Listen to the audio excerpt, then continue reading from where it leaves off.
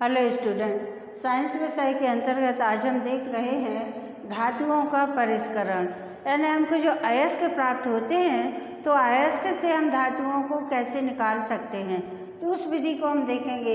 इससे पहले हमने कल देखा था कि सक्रियता श्रेणी में जो सबसे नीचे की धातुएं हैं, यानी ऐसी धातुएं हैं जो कि बहुत कम क्रियाशील हैं, तो वो सक्रियता श्रेणी में सबसे नीचे आती हैं। तो नीचे की धातुओं का निष्कर्षण कैसे किया जाता है, यानी सक्रियता श्रेणी में जो सबसे नीचे की धातुएं हैं उनको हम अयस्कों में से कैसे निकाल सकते हैं। ठीक है, तो सक्रियता श्रेणी में नीचे की धातुएं क्रियाशील नहीं होती हैं, ये कम क्रियाशील धातुएं होती हैं। तो इनके जो ऑक्साइड होते हैं, ठीक है, यहाँ हमने शनिवार को लिया है जो पारे का ऑक्साइड है, ये पारे का एक रूप है।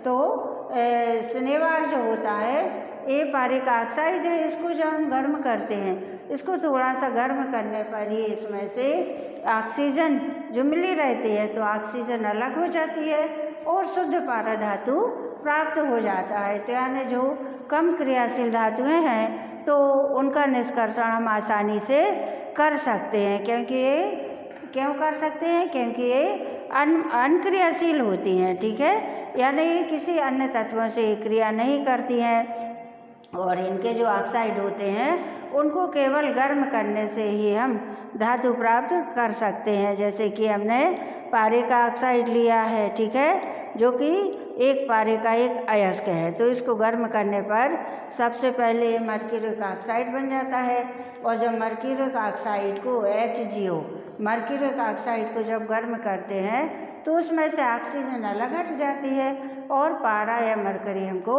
प्राप्त हो जाता है। ये तो हमने कम क्रियाशील धातुओं का देखा था।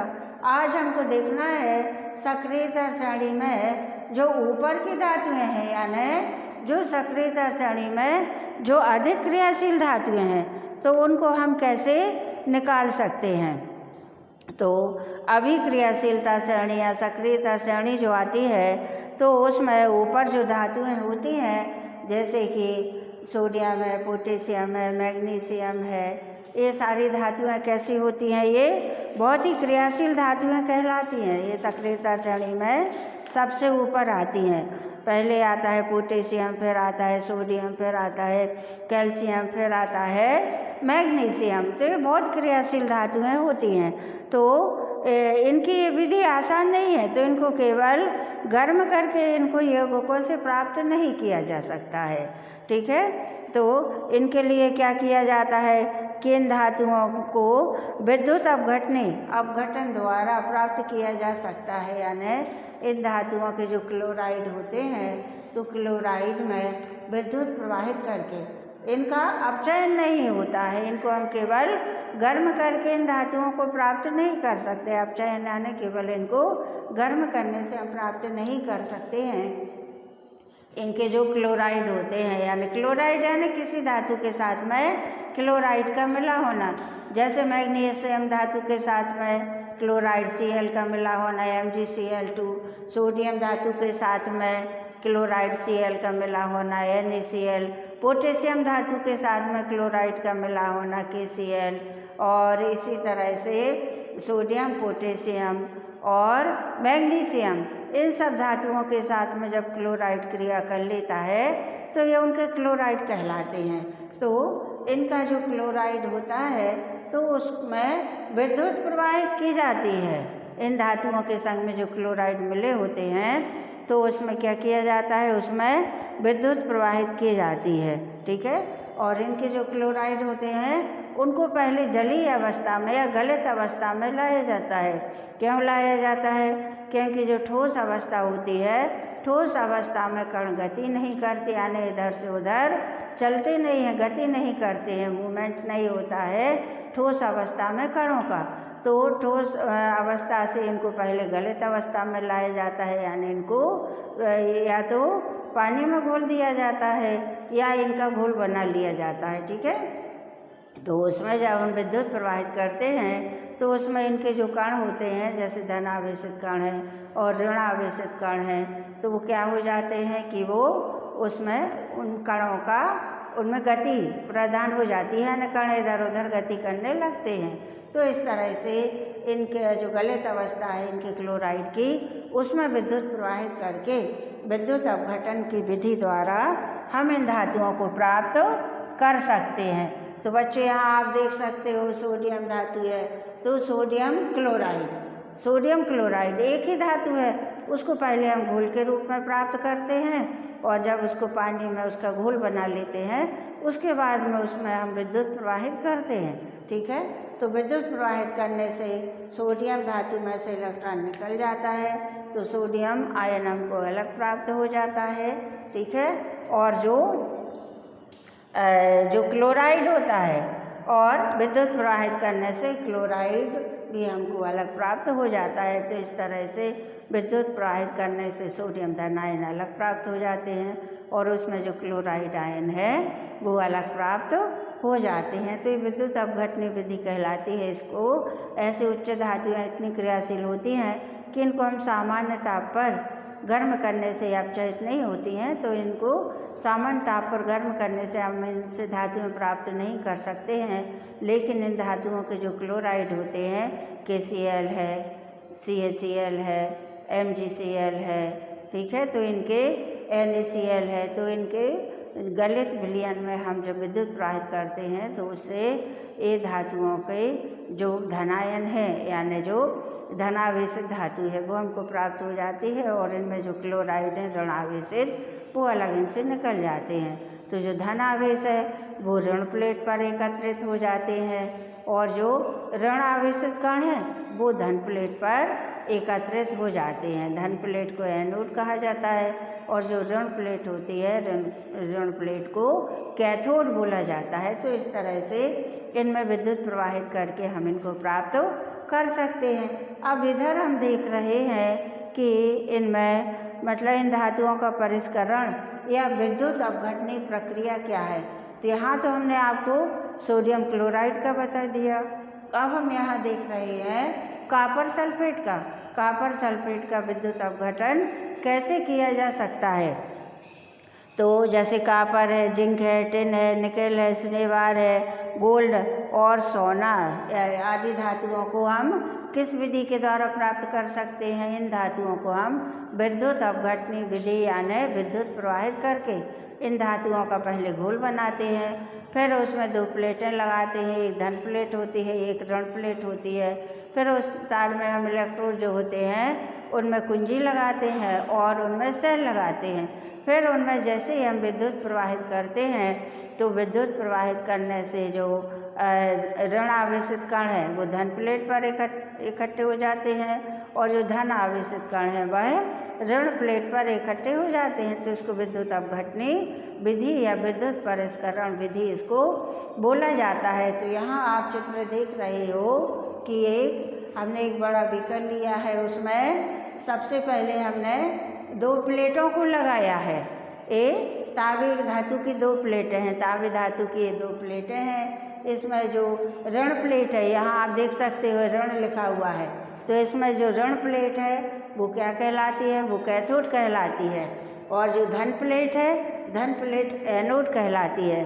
तो सबसे पहले हमको एक बड़ा वो बर्तन लेना है, फिर उसमें एक बर्तन हमारा कैसा होना चाहिए, जैसे कांच का बड़ा जार है या कांच का बड़ा बीकर है, तो हमको ये लेना है। फिर उसमें हमको 2 तांबे की बड़ी बड़ी प्लेटें लगा देनी है और उसमें को जब हम इलेक्ट्रोड से जब उसमें हम विद्युत परिपथ पूरा कंप्लीट इसमें लगा देते हैं, जोड़ देते हैं, तो विद्युत परिपथ में एक हमको कुंजी लेनी है। ठीक है, कुंजी यानी जो स्विच ऑन ऑफ करने वाली वो लगानी है और इसमें हमको सेल लगाने हैं। तो इस तरह से जब हम कर देते हैं तो विद्युत परिपथ हमारा कंप्लीट हो जाता है। अब विद्युत प्रवाहित हो रही है या नहीं हो रही है, अगर इसको हमें देखना है तो इसी में हम परिपथ में कहीं भी हम एक सेल भी लगा देते हैं। तो सेल लगाने से हमको क्या मालूम पड़ जाता है कि हमारा जो घोल है उसमें विद्युत प्रवाहित हो रही है अथवा नहीं। ठीक है, तो हमको इस तरह से पूरे परिपथ को हमको तैयार कर लेना है और परिपथ को तैयार करने के बाद में हमारा जो बीकर है या जो बर्तन है इसमें हमें जिस विलयन को लेना है, चाहे हमें कॉपर को लेना हो, या हमें जिंक को लेना है, या हमें टिन को लेना है, या निकेल को लेना है, या हमें सिल्वर यानी चांदी और गोल्ड यानी सोना, तो अगर हमें इन किन्हीं धातुओं को लेना है तो उन धातुओं को पहले हम क्या कर देते हैं, पहले हम उन्हें गलित अवस्था में लाते हैं, यानी इनको पहले इनका घोल बना लेते हैं। और जब हम घोल बना लेते हैं तो इस तरह से उनमें धन प्लेट और ऋण प्लेट को हम व्यवस्थित कर देते हैं। फिर हम उसको तार के द्वारा किसमें एक कुंजी लगा देते हैं और सेल लगा देते हैं, और अगर धारा का प्रवाह हमको देखना है तो उसमें हम एक छोटा सा बल्ब भी लगा देते हैं। और हम देखते हैं कि जैसे हम कुंजी को दबाते हैं यानी स्विच ऑन करते हैं तो अपना जो घोल इसमें भरा हुआ है, घोल के रूप में हमने अभी यहाँ क्या लिया हुआ है, हमने लिया है कॉपर सल्फेट, जिसको नीला तोता बोला जाता है।